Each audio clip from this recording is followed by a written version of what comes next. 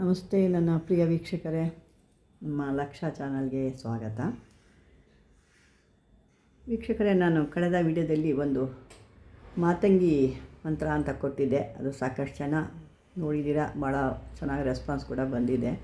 ಆದರೆ ನಾನು ಹೇಳಿದ್ದೆ, ಇನ್ನು ಮುಂದಕ್ಕೆ ಅವರವರ ರಾಶಿಗೆ ಅನುಗುಣವಾಗಿ, ಈಗ ಮೇಷ ರಾಶಿಯವ್ರಿಗೆ ಯಾವುದು, ವೃಷಭ ರಾಶಿಯವ್ರಿಗೆ ಯಾವುದು, ಈ ರೀತಿ ಆ ರಾಶಿಗೆ ತಕ್ಕನಾಗೆ ತಿಬ್ಬಿಗೆ ಒಂದು ಮಂತ್ರ ಕೊಡ್ತೀವಿ. ಮತ್ತು ರಾಶಿ ಮತ್ತು ಅವರ ಒಂದು ನಕ್ಷತ್ರ ಅಂಥದಕ್ಕಾಗಿ, ಮತ್ತು ಯಾವ್ಯಾವ ಉದ್ಯೋಗಕ್ಕಿರ್ಬೋದು, ಮದುವೆಗಿರ್ಬೋದು, ಕೋರ್ಟು ವ್ಯವಹಾರಕ್ಕಿರ್ಬೋದು, ಭೂಮಿಗೆ ಸಂಬಂಧಪಟ್ಟಿದ್ದಿರ್ಬೋದು, ಎಲ್ಲ ಥರದಲ್ಲಿ, ಮತ್ತು ಮಾಟ ಮಂತ್ರ ತಂತ್ರ ಅಂತ ಎಲ್ಲದಕ್ಕೂ ಅವರವ್ರ ರಾಶಿಗೆ ತಕ್ಕನಾಗಿ ಕೆಲವೊಂದು ಮಂತ್ರ ಬರುತ್ತೆ.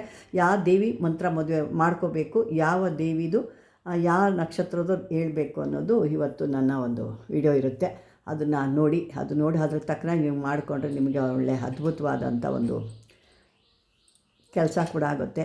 ಇವತ್ತು ನೀವು ಏನು ನೋಡ್ತಾ ಇದ್ದೀರಾ, ಇದು ಬಂದು ನಿಮಗೆ ಇವತ್ತಿದು ಬಾಯಿ ಕಟ್ಟಿದರೆ, ಅಂದರೆ ವಾಕ್ ಸಿದ್ಧಿ ಆಗ್ತಾ ಇಲ್ಲ, ನಮಗೆ ಬಾಯಿ ಕಟ್ಟಿದ್ದಾರೆ ಅಥವಾ ಬಾಯಿ ಯಾರೋ ನಮಗೆ ಒಂದು ಕಟ್ ಮಾಡಿದ್ದಾರೆ, ಯಾವ ಮಂತ್ರಗಳಾಗಲಿ ಅಥವಾ ಏನೇ ಹೇಳ್ಕೊಂಡ್ರೂ ನಮಗೆ ಅದು ತೊಂದರೆ ಆಗ್ತಾಯಿದೆ ಅನ್ನೋರಿಗೆ ಇವತ್ತು ಈ ಮಂತ್ರ ಕೂಡ ನಾನು ಕೊಡ್ತಾಯಿದ್ದೀನಿ. ಈ ಮಂತ್ರ ಕೂಡ ಅಂಥ ತೊಂದರೆ ಇರೋರು ಕೂಡ ಇದನ್ನು ಹೇಳ್ಕೊಬೋದು.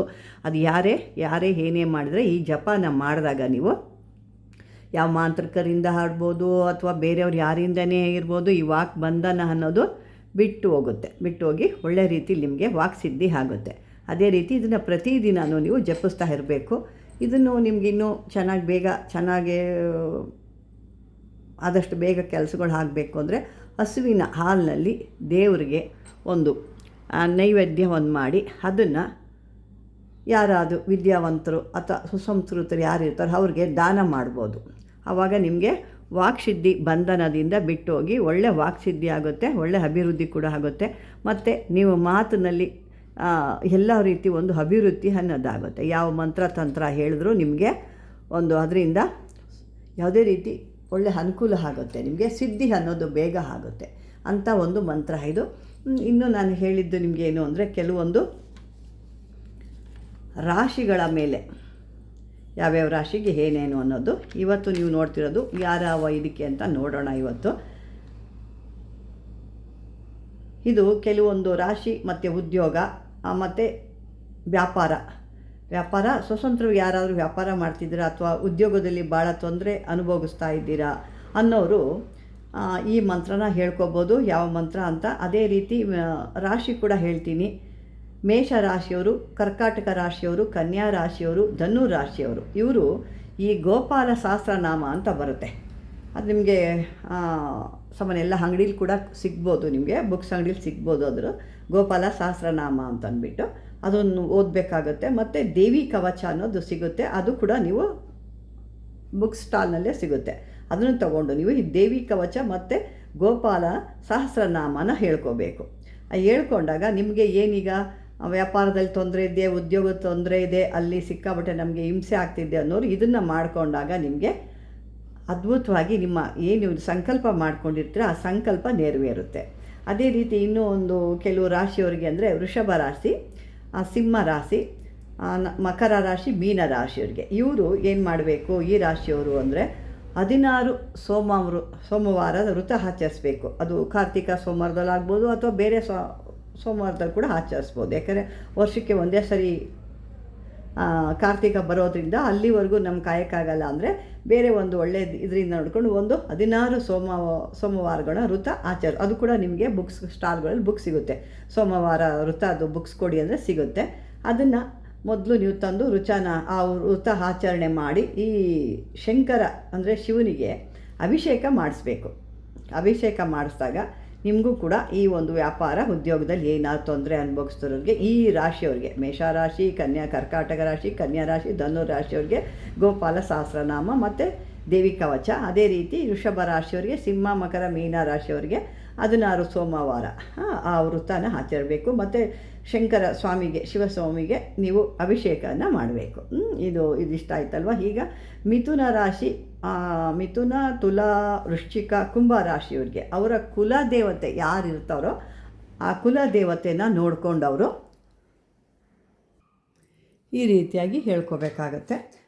ಅವರು ಈಗ ಎಷ್ಟು ರಾಶಿ ಹೇಳಿದ್ದೀನಿ, ಮುಂದೆ ಅವರ ಕುಲದೇವತೆ ಮಿಥುನ, ತುಲಾ, ವೃಶ್ಚಿಕ, ಕುಂಭ ರಾಶಿಯವರಿಗೆ ಅವರ ಮನೆ ದೇವರು ಏನಾದರೂ ನೀವು ಮರ್ತಿದ್ರೆ ಅಥವಾ ಮರಿದ ಇದ್ದರೂ ಕೂಡ ಆ ದೇವ್ರಿಗೆ ಹೋಗಿ ಕುಲದೇವತೆಯರಿಗೆ ಒಂದು ಆರಾಧನೆ ಮಾಡಿ, ಸಾಧ್ಯ ಆದರೆ ಒಂದು ಸತ್ಯನಾರಾಯಣ ವ್ರತವನ್ನು ಆಚರಣೆ ಮಾಡಬೇಕು.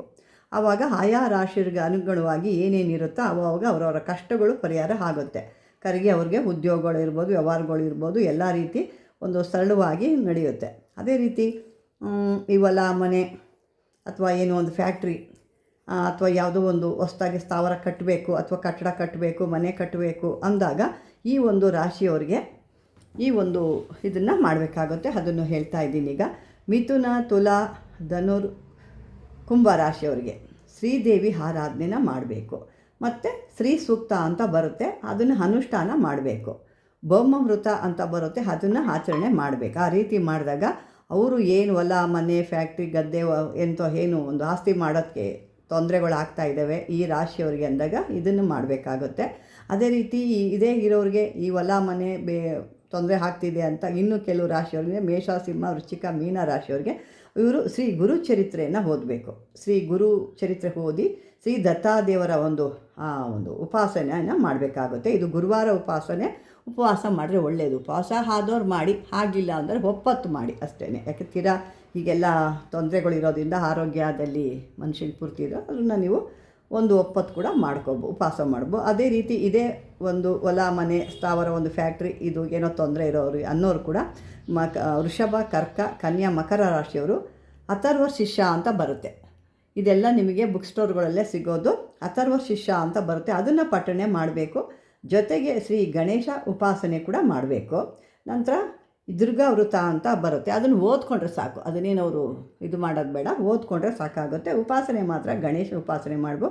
ಅಥರ್ವ ಶಿಷ್ಯ ಅಂತ ಬರುತ್ತೆ, ಅದನ್ನು ನೀವು ಪಠನೆ ಮಾಡಬೇಕಾಗೋದು. ಈ ರೀತಿ ಮಾಡಿಕೊಂಡಾಗ ನಿಮಗೂ ಕೂಡ ಯಾವುದಾದ್ರು ಫ್ಯಾಕ್ಟ್ರಿ ಅದು ಏನೋ ಒಂದು ಕಟ್ತಾಯಿದ್ದೀವಿ, ಆಸ್ತಿ ಮಾಡ್ತಾಯಿದ್ವಿ, ಹೊಲ ಮನೆ ಇದೆಲ್ಲ ಏನೋ ಒಂದು ನಮಗೆ ತೊಂದರೆ ಆಗ್ತಾಯಿದೆ, ತೊಗೊಳಕ್ಕಾಗ್ತಿಲ್ಲ ಅನ್ನೋರು ಕೂಡ ಈ ರಾಶಿಯವರು ಮಾಡ್ಕೋಬೋದು. ಅದೇ ರೀತಿ ಈ ಕೆಲಸದಲ್ಲಿ ತೊಂದರೆ ಇದ್ದೆ ನಿರುದ್ಯೋಗಿಗಳಾಗಿದ್ದೀವಿ, ಕೆಲಸ ಸಿಗ್ತಾಯಿಲ್ಲ, ನಮಗೆ ಭಾಳ ವರ್ಷದಿಂದ ಅಲಿತಾ ಇದ್ದೀವಿ, ಕೆಲಸಕ್ಕಾಗಿ ಯಾವುದಾದ್ರೂ ಒಂದು ನಮಗೆ ಉಪಾಯ ಹೇಳ್ಕೊಡಿ ಅಂದರೆ ಅದರಲ್ಲಿ ಕೆಲವೊಂದು ರಾಶಿ ಹೇಳ್ತೀನಿ. ಮೇಷ, ಕರ್ಕಾಟಕ, ಸಿಂಹ, ಧನು ರಾಶಿಯವರು ಕೂಡ ಅಥರ್ವ ಶಿಷ, ಅವರು ಕೂಡ ಅಥರ್ವ ಶಿಷ ಸಹಿತ ಒಂದು ಗಣೇಶನ ಆರಾಧನೆ ಅವರು ಕೂಡ ಮಾಡಬೇಕು.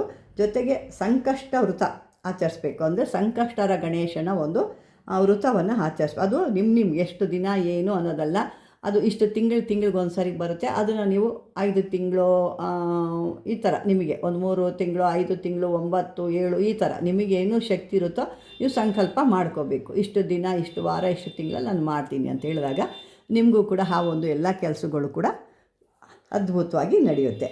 ಇದನ್ನು ಇದು ಕೂಡ ನಿಮಗೆ ವೃಷಭ, ಕನ್ಯಾ, ತುಲಾ, ಕುಂಭ ರಾಶಿಯವರು ಕೂಡ ಅವ್ರಿಗೂ ಈ ನಿರುದ್ಯೋಗಗಳಾಗಿದ್ದೀವಿ, ಕೆಲಸ ನಮಗೆ ದೊರಕ್ತಾ ಇಲ್ಲ ಅನ್ನೋರು ಕೂಡ ಇವರು ಕೂಡ ಶ್ರೀ ದತ್ತದೇವರನ್ನು ಉಪಾಸನೆ ಮಾಡಬೇಕಾಗುತ್ತೆ. ಮತ್ತು ಪ್ರತಿ ಹುಣ್ಣಿಮೆ ದಿವಸ ಕುಲದೇವತೆಗೆ ಅವರು ಹೋಗಲೇಬೇಕು. ಕುಲದೇವತೆಗೆ ಹೋದಾಗಲೇ ಅವ್ರಿಗೆ ಒಂದು ಅದ್ಭುತವಾದಂಥ ಒಂದು ಇದಿರುತ್ತೆ. ಮುಂದಿನ ಒಂದು ವಿಡಿಯೋದಲ್ಲಿ ವೀಕ್ಷಕರೇ, ನಾನು ಇನ್ನೂ ಒಂದಷ್ಟಿದೆ. ಕೆಲವರಿಗೆ ಮದುವೆ ಬರೋದಕ್ಕೆ, ಮತ್ತು ಮಕ್ಕಳು ಓದೋದಕ್ಕೆ, ಮತ್ತು ಸಾಲ ಬಾಧೆಯಿಂದ ವಿಮುಕ್ತರಾಗೋದಕ್ಕೆ, ಕೆಲವು ದೇಹದಲ್ಲಿ ರೋಗಗಳಿರ್ತವೆ, ಎಲ್ಲ ಕಡೆ ತೋರಿಸ್ರು ಇರೋದಿಲ್ಲ, ಅಂಥದಕ್ಕೆಲ್ಲ ಕೂಡ ಯಾವ್ಯಾವ ರಾಶಿಗೆ ಏನೇನು ಮಾಡ್ಕೋಬೇಕು ಅಂತ ಮುಂದಿನ ಒಂದು ವಿಡಿಯೋದಲ್ಲಿ ಹೇಳ್ತೀನಿ. ಅಲ್ಲಿವರೆಗೂ ನನ್ನ ವಿಡಿಯೋ ನೀವು ನೋಡಿ ನಿಮ್ಗೆ ಏನು ಅನಿಸುತ್ತೆ ಅದ್ರ ಬಗ್ಗೆ ಕಾಮೆಂಟ್ ಮಾಡಿ. ಅದೇ ರೀತಿ ಅಲ್ಲಿ ಹೈಪ್ ಅಂತ ಬರುತ್ತೆ, ಹೈಪ್ ಟಚ್ ಮಾಡಿ, ಹೈಪ್ ಅಂತ ಬರುತ್ತೆ. ಅದೇ ರೀತಿ ಲೈಕ್ ಮಾಡಿ, ಶೇರ್ ಮಾಡಿ, ಹೊಸ್ದಾಗಿ ನೋಡ್ತಾ ಇದ್ದರೆ ಸಬ್ಸ್ಕ್ರೈಬರ್ ಮಾಡ್ಕೊಳ್ಳಿ ಅಂತ ಹೇಳ್ತಾ ಧನ್ಯವಾದಗಳು.